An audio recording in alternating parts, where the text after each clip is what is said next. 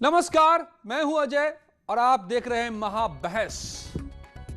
तो उपचुनाव में बड़ी जीत बीजेपी की यूपी में और देश भर में बीजेपी की जीत, बिहार में फिर से एक बार सरकार। ये तो कल तस्वीर साफ हो गई थी, मगर इसके मायने क्या क्या हैं, क्या क्या होने वाला है आने वाले दिनों की राजनीति में, और उत्तर प्रदेश की राजनीति की दिशा और दशा आज के दिन क्या है। बीजेपी नंबर 1 ये तो साफ दिखाई दे रहा है, 7 में से 6 फिर से बीजेपी ही, एक समाजवादी पार्टी बमुश्किल। मगर बीएसपी और कांग्रेस कहां खड़ी है? बीएसपी पहले से आगे बढ़ी है और पीछे चली गई है। कांग्रेस क्या थोड़ी आगे लेकर के बीएसपी के मुकाबले बढ़त बनाती नजर आ रही है? नंबर 2 के लिए जो फाइट थी इस उपचुनाव में, वो क्या बता रहे हैं आने वाले दिनों में नंबर 2 कौन रहने वाला है, नंबर 1 कौन रहने वाला है? ये कई बातें निकल कर आ रही हैं इस उपचुनाव से। तो क्या विपक्ष हार गया क्या? और विपक्ष में नंबर 2 की लड़ाई अब छिड़ी है, इसमें कौन बाजी मारेगा? आज महाबहस इन्हीं सवालों पर।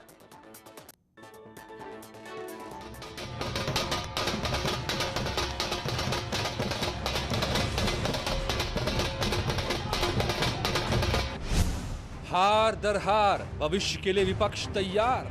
जनता भारतीय जनता पार्टी और उसके नेतृत्व से खुश है और उसी का आशीर्वाद हमें दिया है। और जिन लोगों ने सोचा था कि बिहार में जंगल राज की और उत्तर प्रदेश में गुंडा राज की वापसी हो जाएगी, तो उनके लिए यह स्पष्ट संदेश है कि ना बिहार में जंगल राज आया है और ना उत्तर प्रदेश में गुंडा राज आएगा। 2020 में बीजेपी की जीत, विपक्ष को सबक। भारतीय जनता पार्टी ने जिस तरह से छल और सरकारी मशीनरी का दुरुपयोग इस उपचुनाव में किया है, ये लोकतंत्र के लिए अच्छी बात नहीं है। लेकिन समाजवादी पार्टी 2022 में भी विकास के मुद्दे पे, रोजगार के मुद्दे पे चुनाव लड़ेगी। उपचुनाव के नतीजे, उपविजेता की लड़ाई। हमने बहुत अच्छी लड़ाई लड़ी है। हमारा मत प्रतिशत पहले के अपेक्षाकृत काफी बढ़ा है। 2020 का जनादेश, 2022 का संदेश। आज महाबहस इसी पर। मेरे साथ जुड़े हुए हैं नवीन श्रीवास्तव बीजेपी के प्रवक्ता, गौतम राणे सागर दलित चिंतक, जेपी यादव जुड़ रहे हैं मेरे साथ समाजवादी पार्टी से, जिशान हैदर कांग्रेस के नेता मेरे साथ जुड़े हैं, और मनोज रघुवंशी वरिष्ठ पत्रकार मेरे साथ जुड़े हुए हैं। स्वागत है आप सभी का। सबसे पहले जेपी यादव नहीं है तो मैं शुरू करता हूं गौतम राणे सागर आपसे। आप दलित चिंतक हैं, आप समाजवादी चिंतक भी रहे हैं, आप जरा बताइए हमें, क्या विपक्ष हार गया? विपक्ष ने हाथ खड़े कर दिए क्या? इस 7 सीटों पर उपचुनाव नहीं थे, ये पूरे यूपी की तस्वीर बता रही है, और बीजेपी की तो पूरे भारत की तस्वीर आ गई कल सामने। अजय जी, इस बात को समझने की जरूरत है कि दुनिया में सिर्फ लोकतंत्र एक ऐसी व्यवस्था है जो 2 धुरी पे चलती है। पहली धुरी है स्वतंत्र और निष्पक्ष चुनाव, दूसरी है सजग और जीवंत विपक्ष। अगर ये कहा जाए कि सजग और जीवंत विपक्ष पूरी उस भूमिका में नजर नहीं आया जिस भूमिका में नजर आना चाहिए था, अगर वो आरोप लगाए कि सत्ता में रहने वाले लोग मुझे आंदोलन नहीं करने दिए, प्रदर्शन नहीं करने दिए, तो उन्हें यह भी मान लेना चाहिए कि फिर सत्ता में आने की जो ललक है विपक्ष की, तो वो तो सत्ता पक्ष में जो लोग बैठे हैं वो कभी भी नहीं आने देंगे। तो ऐसी स्थिति में बगैर तैयारी के जब बार बार कहा जाता है कि 2022 का जो रण होगा हम जीतेंगे, तो हमें समझ में नहीं आया कि कोई ऐसा प्लेयर जो डिस्ट्रिक्ट लेवल पे प्रदर्शन न कर पाए बेहतर, या करने का प्रयास ही न करे, स्टेट लेवल पे प्रदर्शन करने से दूर रहे, नेशनल लेवल पे प्रदर्शन करने से दूर रहे, और ये दावा प्रस्तुत करे कि ओलंपिक में गोल्ड मेडल पे मेरा ही हक है, तो निश्चित तौर पे वो केवल एक सपने देख रहा है, वो दीवा स्वप्न में ही सम्मिलित हो जाएगा। सत्ता में जो लोग रहते हैं उनकी अपनी स्ट्रेटजी होती है, लोगों को कभी भी सत्ता में नहीं बड़ी बात कह दी गौतम राणे सागर साहब, पूरी भूमिका बेहतर आपने तरीके वो से बात कह नहीं दी निभा जो पा रहा। समाजवादी पार्टी के 2 नेताओं ने भी कह दी है, उनके एक हारे हुए विधायक के उम्मीदवार ने कह दी है कि हमारे तो कोई बड़े नेता थे नहीं, हम लोकल के भरोसे चुनाव लड़ रहे थे इसलिए हार गए। और अब तो समधी जी मुलायम जी के भी उन्होंने कह दिया फिरोजाबाद में कि ये बड़े नेतृत्व के लोग हैं कहां।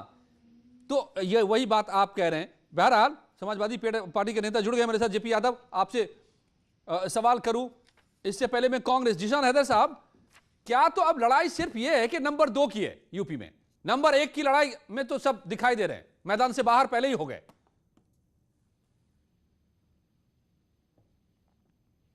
नहीं, देखिए ऐसा नहीं है। उपचुनाव को आप नंबर 1 और नंबर 2 की लड़ाई नहीं कह सकते हैं जब तक आम जनता के चुनाव ना हो, आम चुनाव ना हो। उपचुनाव में तो पिछली बार लोकसभा के चुनाव में तो योगी जी अपनी सीट हार गए थे, केशव मौर्य जी अपनी सीट हार गए थे, लेकिन उसके बाद लोकसभा के चुनाव हुआ, वो सारी सीटें भारतीय जनता पार्टी जीत गई।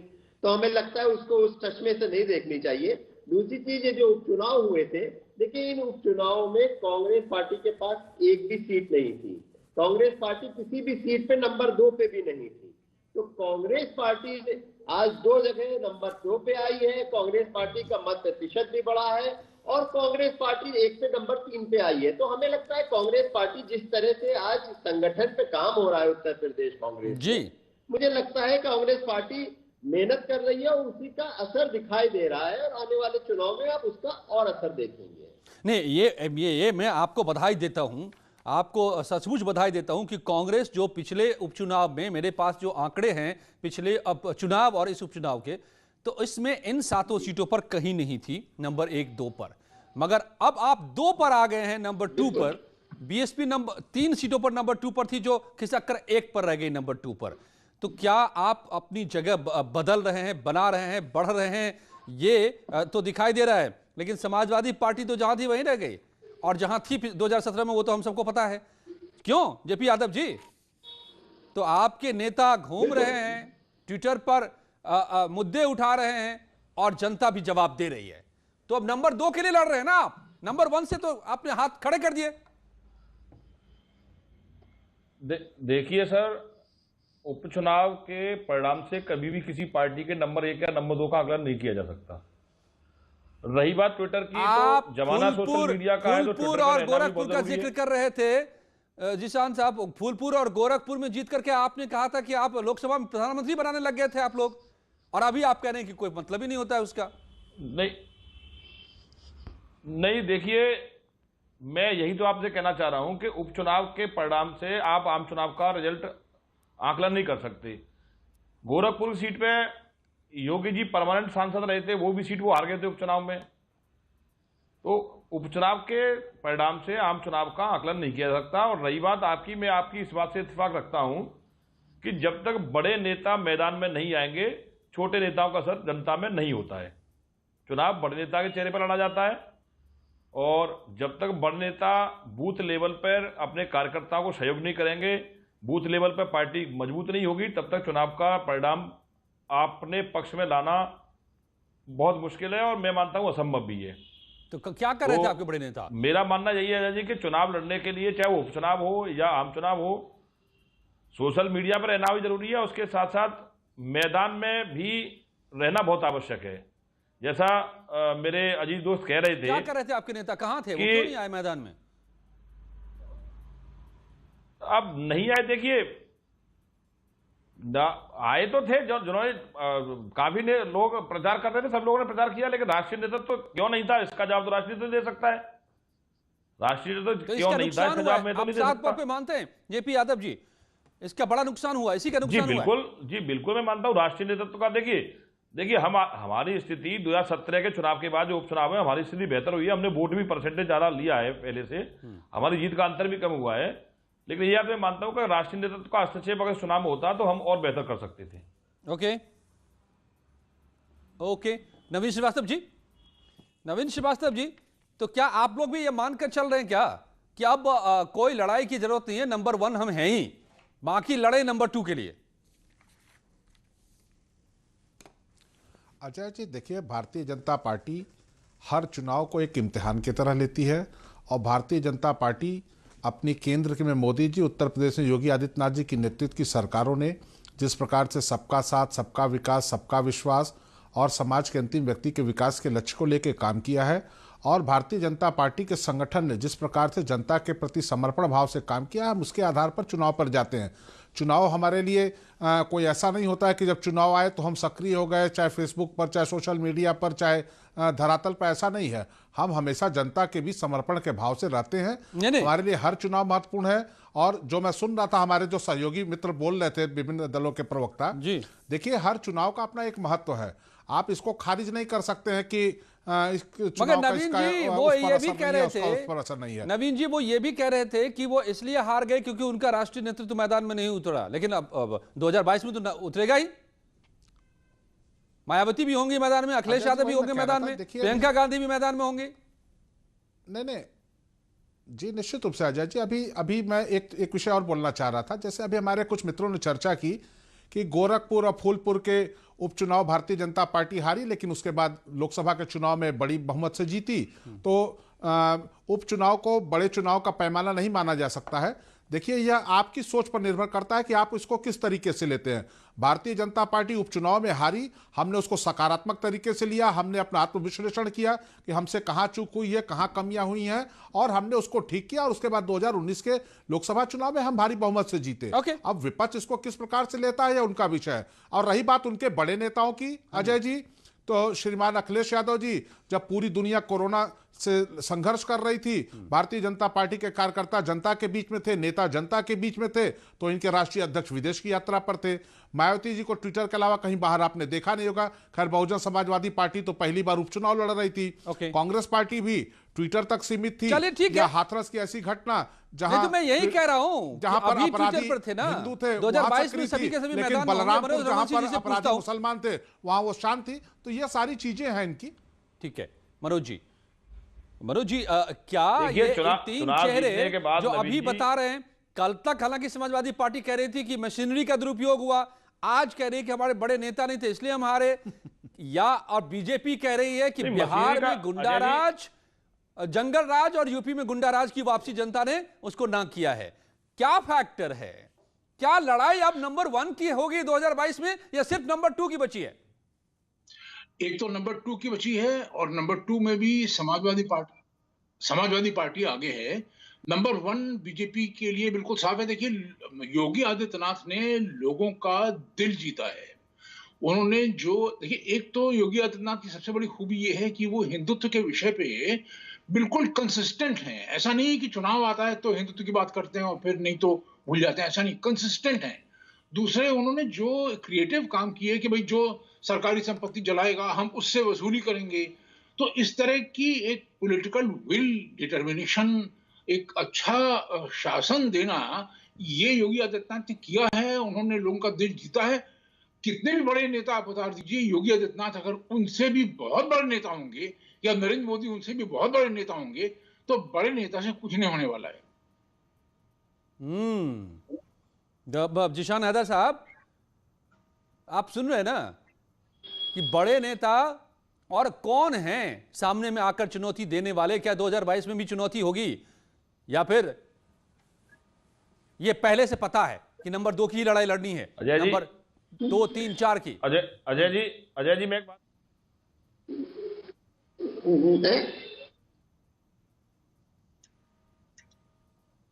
जी बताइए बोलिए। ओके, गौतम राणे सागर, आप जरा तब तक बताएं जब तक जिशान साहब कनेक्ट हो पाते हैं ठीक से। गौतम राणे सागर साहब, जैसे मेरे मित्र नवीन जी कह रहे थे, अजय जी इस बात को सब, जिशान साहब मैं आ रहा हूं आपके पास, तब तक राणे जी का पक्ष ले लेते हैं। लोकतंत्र को मजाक नहीं बनने देना चाहिए।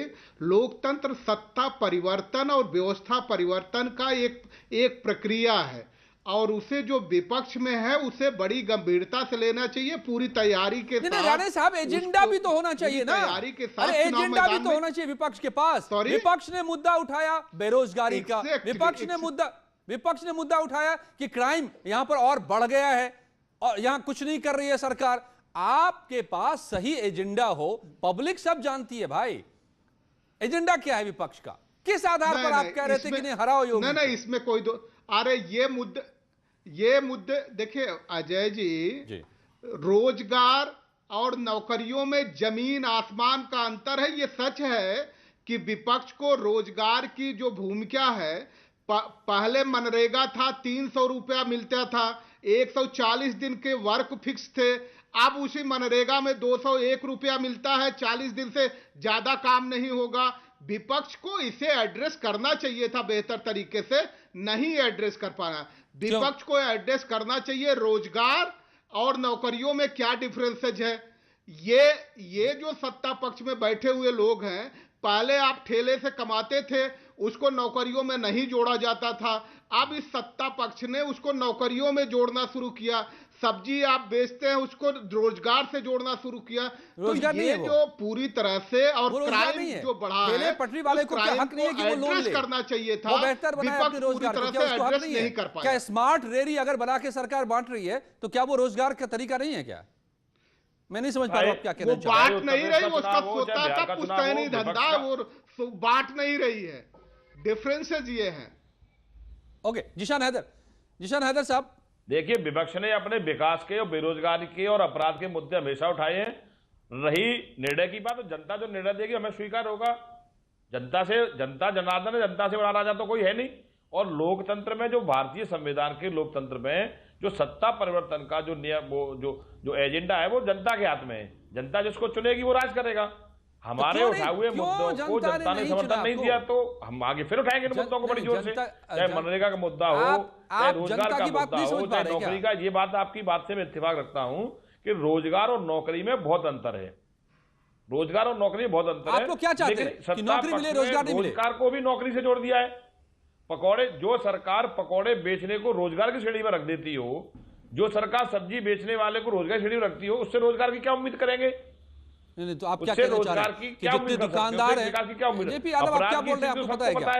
आप क्या बोल रहे हैं? आप ये कहते हैं जितने दुकानदार हैं, जितने रेहड़ी पटरी वाले हैं, जितने व्यवसायी हैं छोटे छोटे, वो लेके जाते रहे, वो रोटी नहीं कमा रहे हैं। जनता का सहयोग नहीं मिलेगा, जनता का भरोसा हम पर नहीं होगा, तब तक अपने मुद्दों को लगातार उठाते रहेंगे और जनता की आवाज हम हमेशा बने रहेंगे। अगर आप जनता का मुद्दा उठा रहे हैं तो जनता आप पर भरोसा करती ना, जनता आपकी बातों पर मोहर लगाती ना, जनता आपको जीत देती ना। मैं ये पूछना चाह रहा हूं आपसे JP Yadav ji, no. Okay, नवीन श्रीवास्तव जी, कि बेशक उपचुनाव में विपक्ष का एजेंडा नहीं चला, लेकिन विपक्ष को अभी भी लगता है कि बेरोजगारी का मुद्दा है, अपराध का मुद्दा है, आप लोगों को रोजगार में, नौकरी में, वगैरह वगैरह में कंफ्यूज कर रहे हैं। अजय जी, बहुत अच्छी बात है। आज मैं बड़ा सकारात्मक परिवर्तन देख रहा हूं। जो हमारे विपक्ष के मित्र बैठे हैं, कम से कम नौकरियों और रोजगार का फर्क आज ये समझने की कोशिश कर रहे हैं। भारतीय जनता पार्टी का हमेशा यह मानना है कि नौकरी का मतलब सिर्फ सरकारी नौकरी से न लिया जाए। आप निजी क्षेत्र में स्वरोजगार करते हैं, निजी क्षेत्र में नौकरी करते हैं, वह भी एक रोजगार है। लेकिन इस दुर्भाग्य से इस देश में मानसिकता बन गई है कि नौकरी मतलब सिर्फ सरकारी नौकरी मानी जाती है। और मैं बड़ा आश्चर्य हो रहा था, मैं कमेंट नहीं करना चाहता हूं, लेकिन जिस प्रकार से छोटे व्यवसाय करने वाले व्यवसायियों के प्रति जिस प्रकार के शब्दों का प्रयोग हमारे विपक्ष के मित्र कर रहे थे, जिस प्रकार से उनको अपमानित करने ऐसे शब्द प्रयोग कर रहे थे, मैं उसकी निंदा करता हूं। छोटा या बड़ा कोई भी कारोबार करता है, रतन टाटा भी कारोबारी हैं, और अगर कोई ठेला लगाता है, पकौड़ी बनाता है, तो वह भी कारोबारी है। सबका एक बराबर सम्मान होना चाहिए। रही बात कानून व्यवस्था की, अजय जी, देखिए, विपक्ष आज के तारीख में उत्तर प्रदेश में जो आप कह रहे हैं ना, नंबर 2 की लड़ाई क्यों लड़ रहा है, चाहे समाजवादी पार्टी हो, बसपा हो, चाहे कांग्रेस हो, वह अब तक राजनीति में एक वर्ग विशेष को जिस प्रकार से वोट बैंक बनाकर उपयोग करते थे और लगता था कि वो उस वोट बैंक को भारतीय जनता पार्टी के खिलाफ हम उपयोग कर लेंगे, उसको विश्वास जीतने के लिए सजनी हमऊ राजकुमार की तरह से प्रतियोगिता में लगे हैं। जबकि जिसको ये अलग वोट बैंक मानते थे, वह भी मोदी जी के नेतृत्व, सबका साथ, सबका विकास, सबका विश्वास के तहत आज भारतीय जनता पार्टी के पक्ष में भी खड़ा है। वह वर्ग देख रहा है कि पिछली सरकारें कब्रिस्तान के नाम पर देती थी और योगी की और मोदी की सरकार जो है मदरसों के अपलिफ्टमेंट के लिए देती है। अगर मोदी जी प्रधानमंत्री आवास देते हैं तो हर वर्ग के लिए देते हैं। यह फर्क हो चुका है। जो सबसे बड़ी बात है, नवीन जी, आपके भी तो नेता बहुत सारे हैं ना जो इसी उपचुनाव से पहले कह रहे थे। नवीन जी, आपके भी सांसद महोदय कह रहे थे कि भाई हर गांव में कब्रिस्तान है तो हर गांव में शमशान क्यों नहीं? आप भी थोड़ा ना पीछे रहते हैं।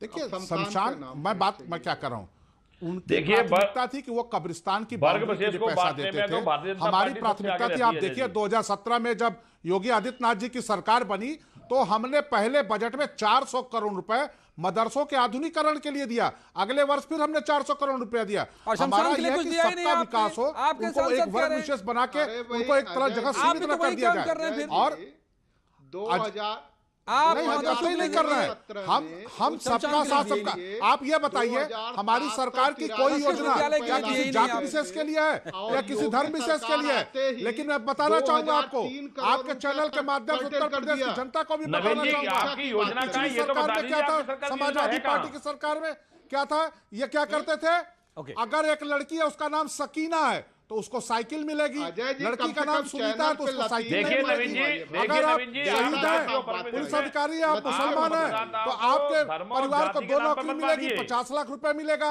आप अगर हिंदू है, कोई द्विवेदी है, कोई मिश्रा है, तो आपके शहादत का बदला मिलेगा। 2016 आपके परिवार को 20 लाख रुपए जो उच्च मुआवजा और शिक्षा एक का नौकरी। बजट था, तो आप तो शहीदों की शहादत को बांटते रहे। 743 करोड़ आप था। तो पढ़ने वाली और बच्चियों में हिंदू 2017-18 मुसलमान के आधार पर से भेदभाव करते रहे। 701 आप करोड़ मुसलमानों को रुपए एक रह वोट गया बैंक है। बना के नवीन जी, रखना मुद्दों चाहते को- थे। शिक्षा का ये बाहर आलम है। चाहते थे कब तक खींचेगी कि तो और ये मुसलमान मदरसों की बना बात रहे हैं। लतीफ ही न कितने सुनवाइए, साथ कम सबका से कम साथ डेटा ओके, के साथ ओके, बात करवाइए तो ज्यादा बेहतर रहेगा। ठीक है। हमारी योजनाओं का इस लाभ देश की मिले, नागरिक हमने ये सकीना भी प्रयास है और किया। देश की नागरिक हमने सुनीता भी आपकी है। तरह से जाति और धर्म के खांचे में नहीं बांटा है किसी चीज को। अच्छा ठीक है, ठीक है, एक मिनट।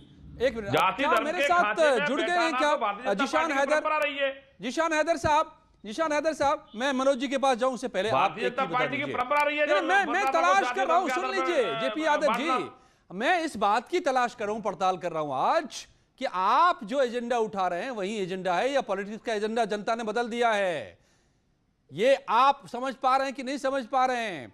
जिशान हैदर साहब, आप लोगों ने मुद्दा उठाया जब एनकाउंटर हुआ देवरिया, आप लोगों ने ब्राह्मण का मुद्दा उठाया था कानपुर के एनकाउंटर के बाद, मूर्ति बनाने चले थे परशुराम जी की, आपके नेता ने क्या क्या नहीं बातें कही थी, और ब्राह्मण उम्मीदवार जीते हैं देवरिया से। सुन लीजिए, और बीजेपी क्या जीता है।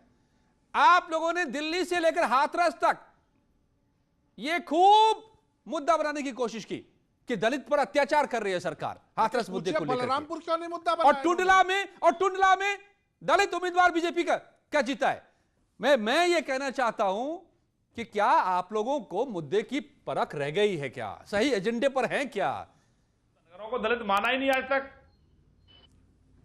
निशान साहब, अजय जी, भारतीय जनता पार्टी, देखिए हम 2-3 चीजें सबको हम सुन रहे थे, किसी को इंटरप्ट नहीं कर रहे थे। मैं बात अपनी पूरी कर लूं, उसके बाद हम अपना जवाब दे दें। मैं किसी को इंटरप्ट नहीं करता हूं बीच में।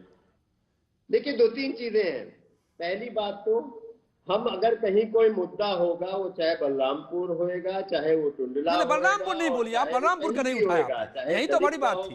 बलरामपुर नहीं गया आप हाथरस गए खाली। बिल्कुल उठाया हमारे। ना, अरे नहीं महाराज, मैं तो एक मिनट का गवाह हूँ। नहीं, बिल्कुल नहीं, आपको पता ही नहीं है अजय जी, आपको पता ही नहीं है। बहुत बाद में जब बहुत कहा गया तब जाकर के कहीं। एनीवेज ठीक है, मुद्दा दलित ब्राह्मण है क्या? पूरी बात सुनिए मेरी, मैं बोल लूं फिर आप अपना जवाब दीजिएगा। ओके, आप अपना जोड़िएगा। ओके। देखिए ये सब देखिए, जब से नवीन श्रीवास्तव जी बोल रहे हैं, लगातार वो जिस तरह की डिवाइड एंड रूल की राजनीति भारतीय जनता पार्टी की, वो वही कर रहे हैं। कब्रिस्तान, शमशान, और आप दलित ब्राह्मण यही सब करते फिर रहे भारतीय जनता पार्टी। उसमें से भारतीय जनता पार्टी का पूरा उसी में भारतीय जनता पार्टी अपना पूरा मैनेजमेंट करती है। ये कभी ये बात नहीं करेंगे कानून व्यवस्था की क्या बात है, किस तरह से आज रोजगार की क्या बात है, इनके ऊपर कोई बात भारतीय जनता पार्टी नहीं करेगी, क्योंकि उनको भी पता है। आप ये नहीं बता रहे कि दलित मुसलमान की बात कर रहे हैं जिसमें नवीन श्रीवास्तव को मिलेगा, जिशान हैदर को नहीं मिलेगा, ऐसा तो कहीं है नहीं। अगर ऐसा कहीं है तो बता दीजिए आप। मनोज रघुवंशी जी पूरी तरह से योगी आदित्यनाथ जी को अपना लगता है नेता मान चुके हैं। जिस तरह उन्होंने योगी आदित्यनाथ जी की गाथा गाई है, उंगलियां उठाते हैं, आप शब्द बोलते हैं, तो हमें लगता है कहीं ना कहीं भारतीय जनता पार्टी और नहीं, आप पूरी मेरी बात सुन लीजिए, क्योंकि ये सारे मुद्दे ही इस तरह से बनाते हैं। और मैं बधाई देता हूँ भाई, भारतीय जनता पार्टी जीती है, लेकिन आप ये देखिए इनमें से 6 सीटें पहले से भी उनकी थी, और उसमें वोट प्रतिशत ओवरऑल कम हुआ है भारतीय जनता पार्टी का।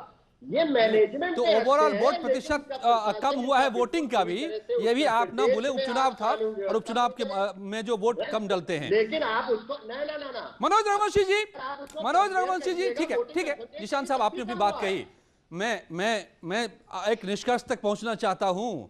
मनोज रघुवंशी जी, अभी थोड़ी देर पहले दिल्ली में बीजेपी ने जश्न मनाया, प्राइम मिनिस्टर मोदी खुद पहुंचे वहां पर और कहा भी कि नड्डा जी आगे बढ़ो, हम तुम्हारे साथ हैं। ये सारी बातें हुई हैं, बड़ी तस्वीर उभरती बदलती नजर आ रही है। लेकिन हमारे इस टॉपिक के संदर्भ में उन्होंने कहा कि जनता ने विकास के एजेंडे को आगे बढ़ाया है पूरे देश में। तो यूपी में दलित, यूपी में ब्राह्मण, यूपी में मुस्लिम वाले जो ये पूरी पॉलिटिक्स की कोशिश हुई पिछले दिनों, क्या यहां भी जनता ने वही जवाब दिया क्या कि उनका एजेंडा विकास है? ये सब नहीं। देखिए, जब भी दलित और ब्राह्मण की बात की जाएगी तो अगर हिंदुत्व की बात होगी, हिंदुत्व के ऐसे शीर्ष नेतृत्व होंगे जैसे योगी आदित्यनाथ और नरेंद्र मोदी, तो कास्ट का डिवीजन हो ही नहीं पाएगा, जात पात का विभाजन हो ही नहीं पाएगा। तो ये विभाजन करने की कोशिश जो थी वो वैसे ही नाकाम थी।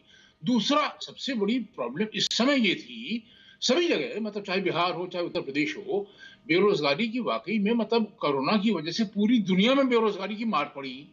उसके बावजूद लोगों ने कहा कि नहीं, हमें बीजेपी पे भरोसा है। उन्होंने उत्तर प्रदेश में योगी आदित्यनाथ को 7 में 6 सीट दे दी। इसका मतलब ये कि समस्या तो है, लेकिन हमें बाकियों से ज्यादा भरोसा इनके ऊपर है। तो ये भरोसा किस पर है और क्यों है? गौतम राणे सागर, आप जो कह रहे थे बड़े नेता छोटे नेता, बात ठीक है, वो एक फैक्टर हो सकता है और ये सवाल उन बड़े नेताओं पर है। लेकिन असल मुद्दा ये है कि अब वो जोड़ तोड़ वाली राजनीति नहीं चलेगी। जनता ये बार बार बता रही है। नरेंद्र मोदी अभी दिल्ली में कुछ ही देर पहले यही बात कह रहे थे। तोड़ की, देखिए, सवाल जोड़ तोड़ की राजनीति नहीं है। राजनीति तो पूरी तरह से डिसमेंटल कर दी गई है, डिसमेंटल हो गई है। कुछ लोगों के कोर दबे होंगे, वो अपने कोर दबे की वजह से भी व्यवस्था चल रही है। और आपने एक स्टेटमेंट सुना था मुख्यमंत्री जी का, हमारी टीम ने काम किया। टीम का मतलब भारतीय जनता पार्टी की टीम ने नहीं काम किया, पूरे प्रशासन की टीम ने काम किया है। आप अगर कोई खुफिया आपके पास सोर्सेज हैं तो पता कराइए हर बूथ पे। भाई नवीन जी, जल्दी से जवाब दे दीजिए, समय खत्म हो रहा है। डरवाए गए, आप थोड़ा सा एक जवाब दे दीजिए। किस टीम ने जीत हासिल की है? बीजेपी की टीम ने कि प्रशासन की टीम ने, नहीं कि मुद्दों की टीम ने? जल्दी देखिए, नवीन जी, केंद्र में नरेंद्र मोदी जी की और उत्तर प्रदेश में योगी आदित्यनाथ जी के नेतृत्व की सरकारों ने सबका साथ सबका विकास के तहत जो काम किया, और उत्तर प्रदेश में स्वतंत्र देव सिंह जी, सुनील बंसल जी के नेतृत्व में भारतीय जनता पार्टी के संगठन ने जिस प्रकार से कोरोना संक्रमण काल में विपक्ष घरों में बैठा ट्विटर खेल रहा था, हमारे कार्यकर्ता जनता के बीच में थे, समर्पण भाव थे, उनकी सेवा में थे, उसको जनता ने सिराखों पर बैठाया और हमको प्रचंड विजय दिलाई। लेकिन विपक्ष अभी भी आत्मावलोकन करने को तैयार नहीं है। अभी भी विपक्ष मानने को तैयार नहीं है। एक बात मैं जो समझ पाया हूं पिछले 20 सालों में इन चुनावों को, कि जीत, पार्टियां जो भी जीते जो भी हारे, जीतती हमेशा जनता है इन चुनावों में। और जनता अपनी जीत को तय करती है अपने एजेंडे के हिसाब से। और जनता का एजेंडा क्या है, ये क्या हमारी पॉलिटिकल पार्टियां समझ रही हैं? इसी से तय होता है कि कौन जीतता है और कौन हारता है। और ये जनता साफ साफ बताती नजर आ रही है। धन्यवाद आप सबका मेरे साथ